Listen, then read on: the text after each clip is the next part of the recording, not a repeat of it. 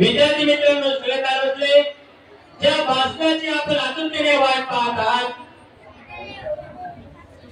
ज्यांच्या भाषणाने आपल्याला सर्वांना प्रेरणा मिळते, असे आपले सर्वांचे आमचे मित्र आणि आपल्या सर्वांचे लाडके शिक्षक, विद्यार्थी प्रिय शिक्षक आदरणीय चांदणे सर यांना विनंती करतो की त्यांनी आपले दोन शब्द मांडावे.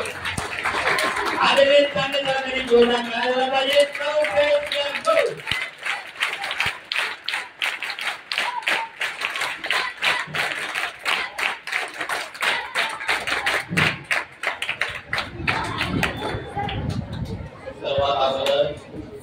सर्व विद्यार्थ्यांचा आवाज बंद पाहिजे.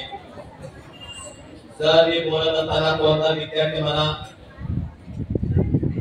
अवघडपणा करत असेल तर मी माझं बोलणं मी बंद करून देईल, खाली बसून घ्यायची. चालेल का तुम्हाला? म्हणून सर्व विद्यार्थ्यांचा आवाज बंद पाहिजे. माझ्या बोलण्याकडे सर्वांचं लक्ष असू द्या. सन्माननीय व्यासपीठ, व्यासपीठावर विराजमान असलेले आजच्या कार्यक्रमाचे अध्यक्ष, दुपार सत्र प्रमुख, आदरणीय सन्मान्य आमचे सर्वांचे प्रिय आदरणीय देशे सर,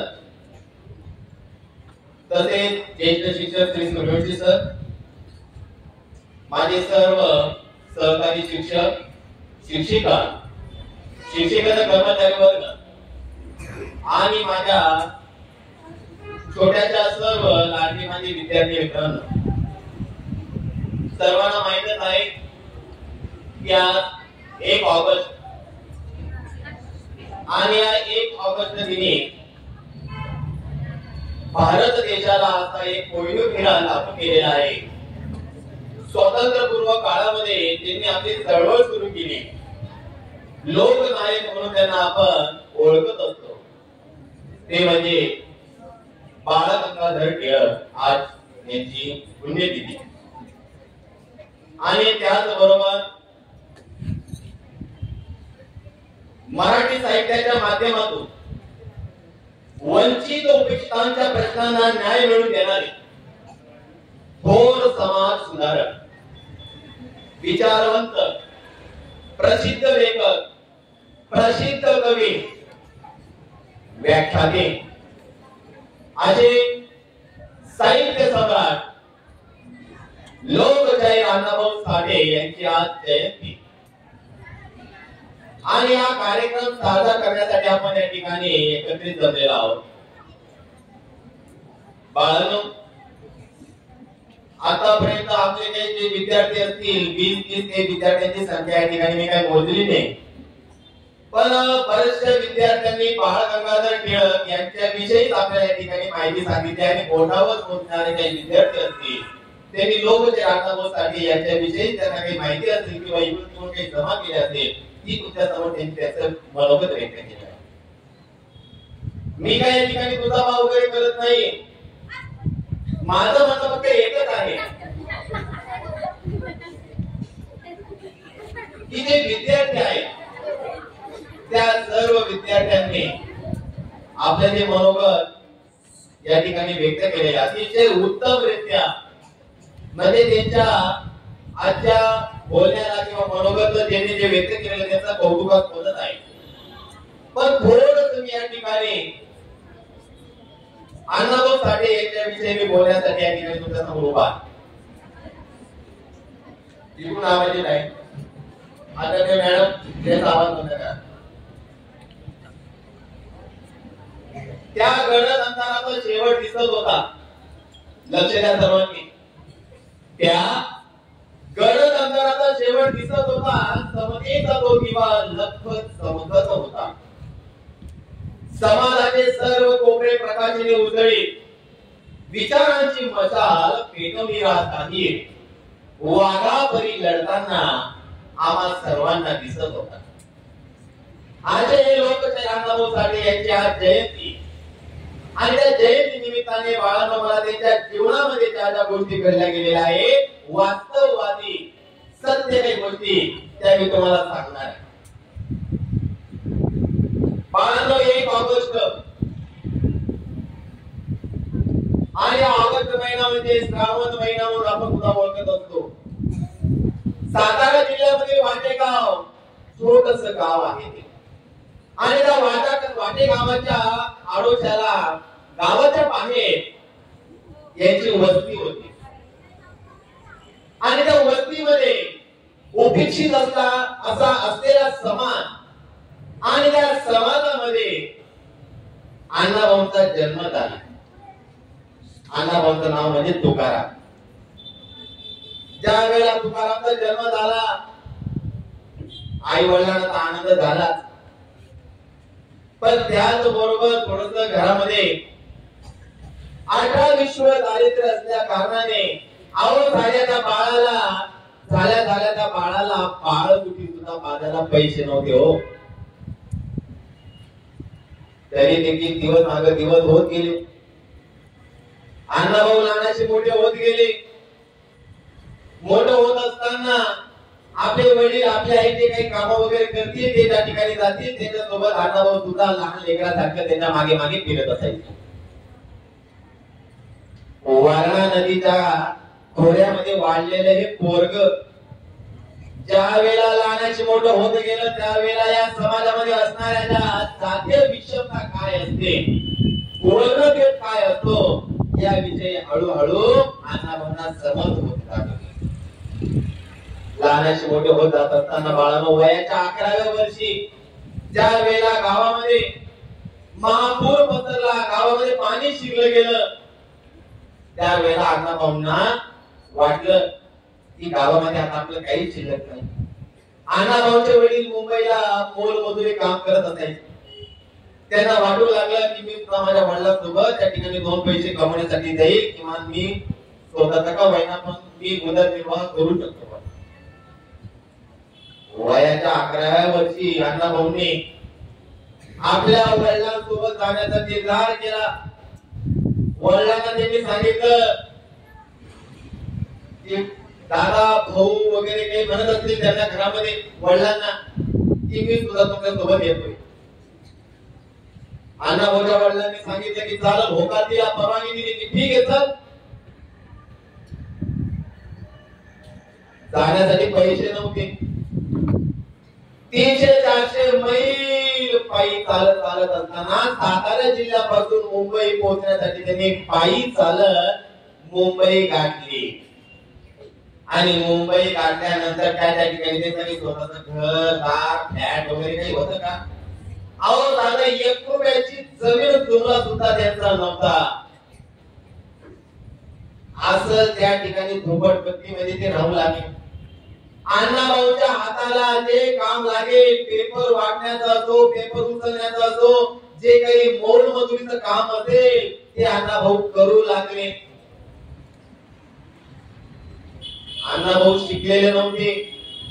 अण्णाभाऊची फक्त म्हणतात संभ्रम आहे त्याच्यामध्ये, पण खरं वास्तविकता आहे की अण्णाभाऊची फक्त शाळा 3 दिवस झाली. मग तुम्हाला वाटेल की 3 दिवसाची शाळा कोणती असते? 1.5 दिवसाची शाळा म्हणजे अशी की ज्या वेळेला पोरग 6 वर्षाचं झालं, अण्णाभाऊच्या वडिलांनी त्याचा दाखला शाळेमध्ये दाखल केला. पहिल्या दिवशी गेल्या उशिरा दाखला त्या ठिकाणी प्रवेश प्रक्रिया उशिरा केली अण्णाभाऊची, तर उशिरा शाळेत जायला लागले. 2-1 महिन्यानंतर ज्या वेळेला पहिल्या दिवशी अण्णाभाऊ शाळेमध्ये प्रवेश केला, तर शेवटी त्यावेळेला 100, 150, 50, 60, 70 वर्षापूर्वी जातीय विषमता काय असते त्या लोकांनी जवळून जाणलेली आहे. अहो तुम्ही सुद्धा आम्ही सुद्धा आपण वेगवेगळ्या जाती धर्माच्या ठिकाणी आपण एकत्रित जमलेलो आहोत, पण आपण दाखवतो का? दाखवतो आपण जातीयता? नाही दाखवत बाळांनो. कारण की आताचं जनरेशन तसं नाही. पण त्यावेळची दीनदलित बहुजन समाज, उपेक्षित असणारा समाज, अहो यांना अक्षरशः कोणी सावली खाली उभं करत नव्हतं. तर अण्णाभाऊची शाळा 1.5 दिवस झाले. पहिल्या दिवशी गेला अण्णाभाऊ, काय पिसुडी वगैरे घेऊन गेले असतील नायलॉनची, कसलं काय त्याच्याजवळ दप्तर पुस्तक भांडी गेले असतील तसेच. पहिल्या दिवशी गेले, सगळ्यात मागं बसवलं आणि बसणारे मास्तरांनी फळ्यावर काहीतरी वाक्य लिहून दिले. मास्तर म्हणजे कोण? त्या काळामध्ये शिक्षक. मग मास्तरांनी वाक्य लिहून दिले, अण्णाभाऊ पाहतच राहिले की बाई काय लिहून दिलेलं आहे. कारण की अण्णाभाऊंनी उशिरा शाळेत जायला लागले होते ते, आणि अगोदरचं पोर्शन होऊन आलेलं होतं. कळतं की तुम्हाला मी काय म्हणतोय? हा.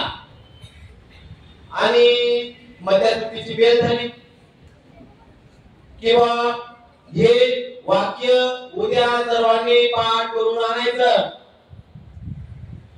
अण्णाभाऊंना प्रश्न पडला की वाक्य काय होते, शब्द काय होते, मला काही समजत नाही. आणि मास्तरांनी सांगितलं की मला उद्या पाठांतर करून आणायचं. मध्यरात्रीनंतर सुद्धा अजून वर्गात बसले, काय शिकवलं ते शिकवलं, परत सांगितलं जे जे शिकवलेले त्याचा सराव उद्या करून आणायचा आहे. अण्णाभाऊ विवंचनेत बसले एकदम. तर दुसरा दिवस उजाडला. अण्णाभाऊंनी काही अभ्यास केलाच नाही, त्यांना काही कळलंच नाही कसा अभ्यास होता, काय होता. मग दुसऱ्या दिवशी शाळेत गेल्यानंतर मास्तरांनी परत अजून हजेरी घेतली. हजेरी घेतल्यानंतर पोरांचा अभ्यास तपासला. अण्णाभाऊंचा नंबर आला आणि अण्णाभाऊंना उठवलं की ए तुकाराम होय, कालचं तुला जे पाठांतर दिलं होतं ते सांग. अण्णाभाऊंना तुझे ना काही समजत नव्हतं. मग त्यावेळेला अण्णाभाऊंना त्या मास्तरांनी इतकं धोडलं, इतकं ठोकून काढलं, अरे अक्षरशः त्या अण्णाभाऊंच्या उजव्या हाताचा अंगठा रक्तबंबाळ झाला हो. अहो 6 वर्षाचं पोरग, त्याला काय येणार आहे, काय वाक्य असतात, काय शब्द असतात, त्याच्याकडे तुम्ही पाठांतर घेत आहे. पण त्याच्या मागे असणारी जी गोष्ट होती ती म्हणजे जातीय विषमता. अण्णाभाऊंना संताप झाला, राग आला. संतापाच्या भरामध्ये वर्गाच्या बाहेर आले. मास्तर सुद्धा त्याच्या माग दरवाजापर्यंत आले. अण्णाभाऊंनी तिकडे सैरावयाला बघितलं आणि बघितल्यानंतर एक दगड उचलला. दगड उचलल्यानंतर अरे आता भरकवला, डायरेक्ट मास्तराचा कपाळावर लागला फटाफट.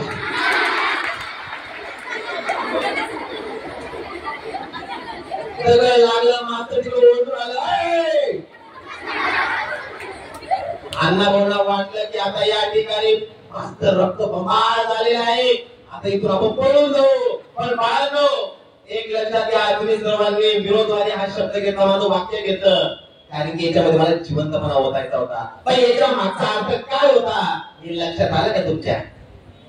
अहो याच्या माग जी जातीयता, विषमता, जे विष कालवलेलं होतं या जातीमध्ये, वर्णभेदामध्ये, त्याचा संताप होता अण्णाभाऊंना. त्यामुळे त्या मास्तराला दगड मारला. म्हणजे एक प्रकारच्या वैयक्तिक त्या शिक्षकांवर त्याचा राग नव्हता, म्हणजे याच्या बाकीच्या पडद्या मागच्या ज्या गोष्टी होत्या त्याच्यावर त्याचा राग होता.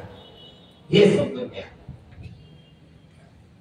मग अशी ही अण्णाभाऊंची 1.5 दिवसाची शाळा झाली.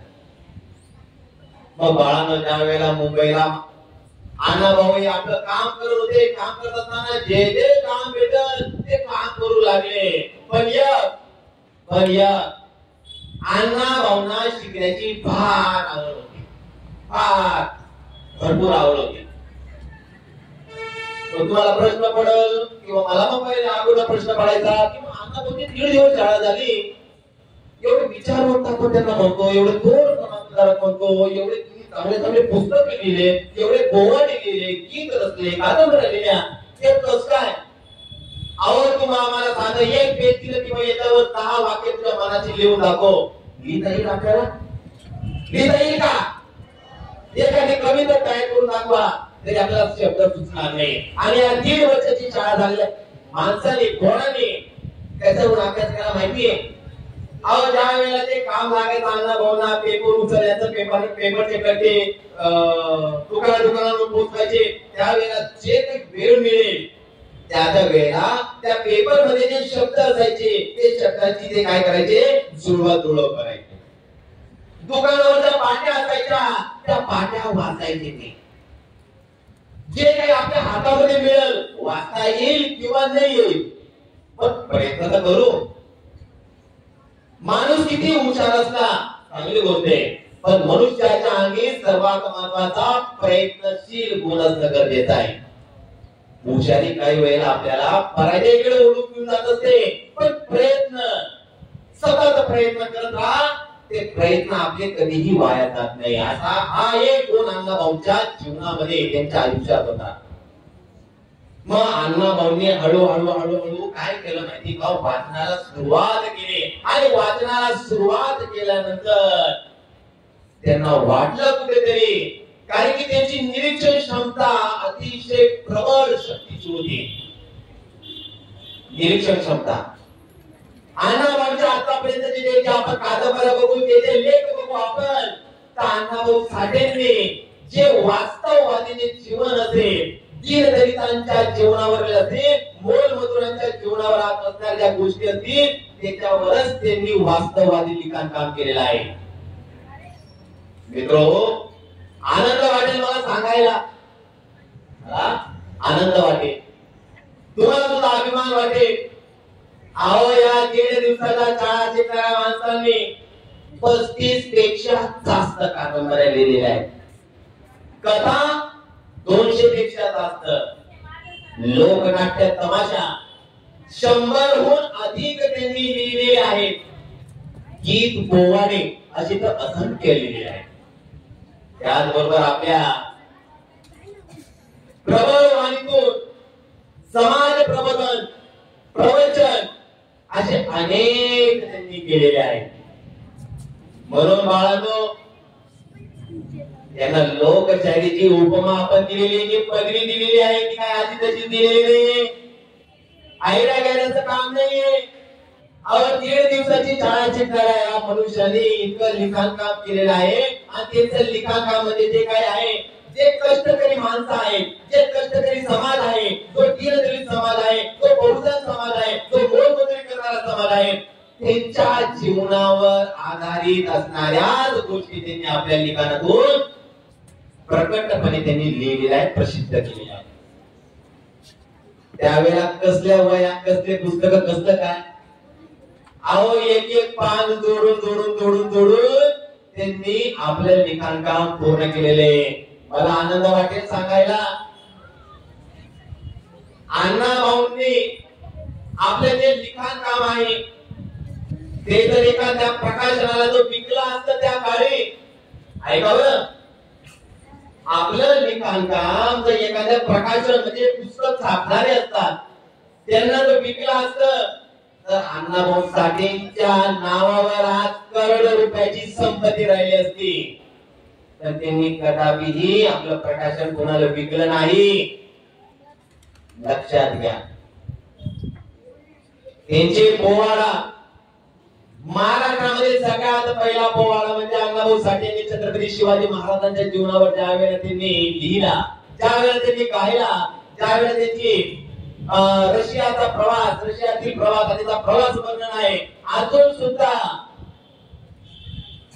अजून सुद्धा अण्णाभाऊ साठेंच्या जीवनावरील आधारित असणारे जे त्यांनी लिखाण काम केलेले जे पुस्तके अजून सुद्धा या जगभरामधील 7 ते 8, 10 देशांमध्ये त्यांच्या पुस्तकाचा अभ्यास करून तिथले साहित्य, जसं आपलं मराठी साहित्य, हिंदी साहित्य आहे, त्याचा आपण एक प्रकारे ग्रॅज्युएशन झाल्यानंतर जो अभ्यास करतो, तसे तिथले लोक अण्णाभाऊ साठेंच्या या साहित्याचा अभ्यास करून त्या ठिकाणी आपल्या देशाचा, आपल्या महाराष्ट्राचा आणि आपल्या भूमिपुत्राचा या ठिकाणी आपला जयजयकार त्या ठिकाणी होत असतो.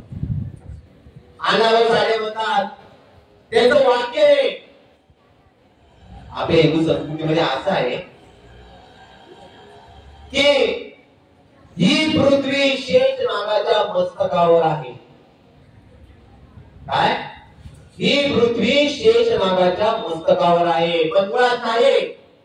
अण्णाभाऊ साठेंचं म्हणणं आहे, ही जी पृथ्वी आहे ही मोलमजूर, कामगार, कष्टकरी यांच्या तळ हातावर आहे.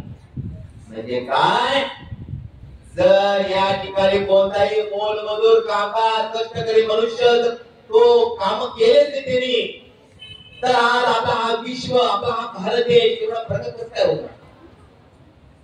मोलमजूर, कष्टकरी यांच्या तळ हातावरच नाही. हे जर कष्ट करतील तरच आपल्या देशाचा विकास होईल. हे आपण समजून घेणं पडतं. त्याचबरोबर बाळांनो तुम्हाला माझे आग्रहाची विनंती आहे, किमान अण्णाभाऊ साठेंच्या ज्या काही कादंबऱ्या आहेत, काही पुस्तक आहेत बाळांनो, अरे आपण त्याच्या लिखाण कामाचे पुस्तक आपण प्रत्येकाने वाचले पाहिजेत रे. एकदा हातात घ्या, एकदा तो वाचन करा. अहो त्यांचं लिखाण काम काय असं तसं नाहीये. त्यांचं लिखाण काम अतिशय प्रबळ, ठसकेदार, ग्रामीण भाषेला शैली काय असते त्यांच्या पुस्तकावरून आपल्याला पाहायला मिळेल. अण्णाभाऊ साठे म्हणजे काय असं त्याचे व्यक्तिमत्व नाहीये बाळांनो, अतिशय मोठं व्यक्तिमत्व म्हणून होऊन गेलेलं आहे. पण काही गोष्टींमुळे जातीयता जी कीड लागलेली अजून सुद्धा, या जातीच्या कीडमुळे काही गोष्टींना या ठिकाणी वाव दिला जात नाही. पण असो, त्यांना मराठी साहित्य सम्राट म्हणून या ठिकाणी आपण म्हणत असतो, ही उपमा फार मोठी आहे. अशा पद्धतीने बाळांनो अण्णाभाऊ साठे यांच्या जीवनाबद्दल भरपूर काही माहिती सांगण्यासारखी आहे. ती वेळ आली त्यावेळेला सांगल. पण त्यावेळेला आवाज तर अण्णाभाऊ साठेंची जयंती आणि या जयंती निमित्त बाळांनो त्यांनी एक गाणं लिहिलेलं आहे. त्या गाण्याचा प्रकार म्हणजे एक छक्कड गाणं त्याला म्हणतो आपण. काय छक्कड?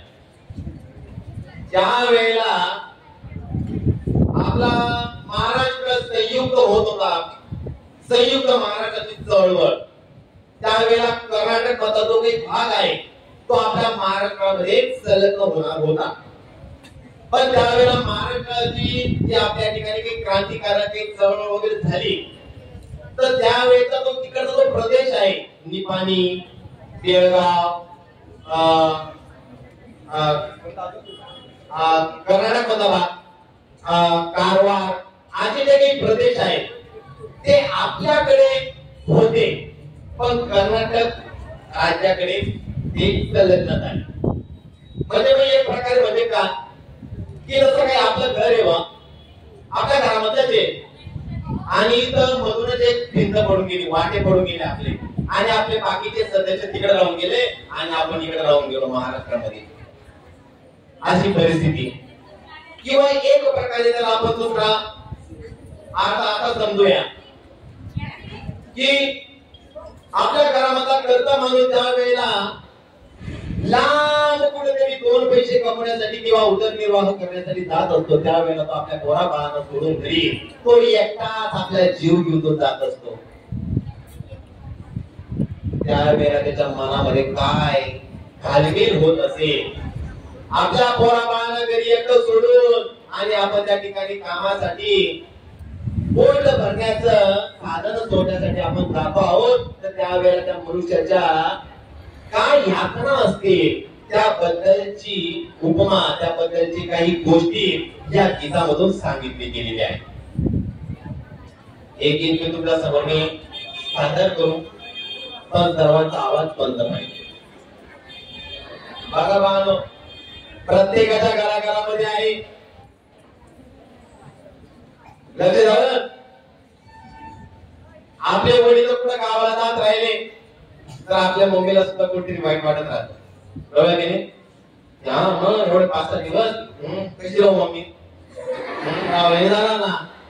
पण हा माणूस एवढा 5-6 महिन्यासाठी तो बाहेर जातो आहे कामाधंद्यासाठी, तर आपल्या बाईला तो मनवतो आहे, आपल्या स्त्रीला, आपल्या धर्मपत्नीला तो मनवतो आहे. आणि तो कसा मनवतो आहे आणि आपलं गाव सोडून जात असताना तो कशा प्रकारे त्या ठिकाणी आपली व्यथा त्या ठिकाणी मांडत आहे, लक्षात असताना.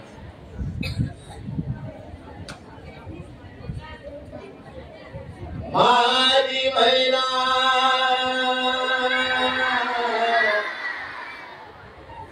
माझी महिना गावावर राहिली, माझ्या जीवाची होती या काही. माझी महिना गावावर राहिली, माझ्या जीवाची होती या काही. माझी महिना गावावर राहिली, माझ्या जीवाची होती या काही. ओढीव बांधा रंग गवाळा कोर चंद्राची उदांत गुणाची मोठ्या मनाची शेजारी माझी नामाची अजून बोलायची मंद चालायची सुगंध केतकी सफेद कांती गळी वकुगळी सोन्याची नव्या नवरीची काळी गवण्याची रेखीव भोवया कमान जणू इंद्रधनुची हिरकणी हिऱ्याची काठी या अंधाऱ्याची तशी ती माझ्या गरीबाची मैना रत्नाची मैना रत्नाची खान माझा देव किरपान नसे सुखाला तिच्या चुप गुणाची चक्कर मी गायली माझ्या जीवाची होती ना गायली माझी मैना गावावर राहिली माझ्या जीवाची होती या गायली आओ या गरिबीने ताटा तुटे केली आम्हा दोघांची आओ या गरिबीने ताटा तुटे केली आम्हा दोघांची तयारी झाली माझी मुंबईला जाण्याची वेळ होती ती भल्या पहाटेची वातावरण झाली भाकर तुकड्याची हलवी निघाली मला माझी मैना चंद्राची चांदणी चंद्राची गावकरीला येता सकाळी गोवलती तिच्या मनाची शिकस्त केली तिला हसवण्याची खैरात केली पत्रांची वचनांची दागिन्यानं म्हणून काढायची बोली केली शिंदेशाही तोड्याची आणि साज कोल्हापुरी वरटिक गळ्यात माळ पुतळ्याची म्हणजे बघा या शब्दांमधून आपल्याला काय समजत आहे की या ठिकाणी मी गावाला जात आहे पण माझे धर्मपत्नी नाराज झालेली आहे पण तिला मनवण्यासाठी मी काय काय करू शकतो बाळांनो अण्णा भाऊकडे एवढी संपत्ती नव्हती हो एवढे दागिने घेऊन त्यांची संपत्ती नव्हती पण शब्दरूपी का होईना पण मी माझ्या बायकोला या ठिकाणी मी बनवू शकतो बायकोला सुद्धा माहिती होतं की मला याच्यापैकी मला काही घेऊन देऊ शकत नाही हे मला शब्दानेच मला बोल करत नाही पण काय करणार आहे शब्दांनी का होईना शब्दांचा आधार फार मोठा असतो म्हणून अण्णा भाऊंनी त्या शब्दरूपी आपल्या धर्मपत्नीला त्या ठिकाणी एवढी ताक दागिने घेऊन देण्याची त्या ठिकाणी आपलं वचन कानात गोगरे पायात मासोळ्या हे कानात गोगरे पायात मासोळ्या दंडात इला आणि नाकात नख सर्जाची परी उमली नाही गळी तिच्या अंतरीची आणि छातीवर दगड ठेवून पाठ धरली होती मी मुंबईची मैना कसली म्हणा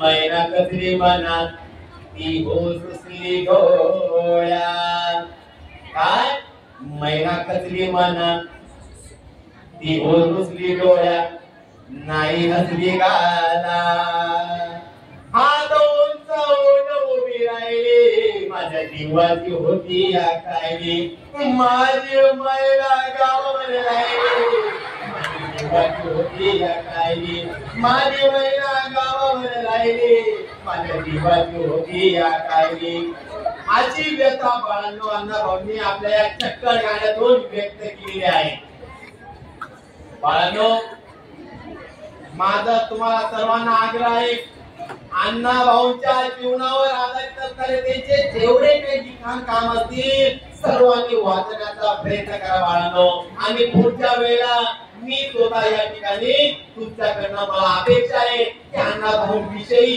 छान छान माहिती जमा करून या आणि या ठिकाणी सर्व विद्यार्थ्यांना आणि आम्हाला सुद्धा माहिती करून द्या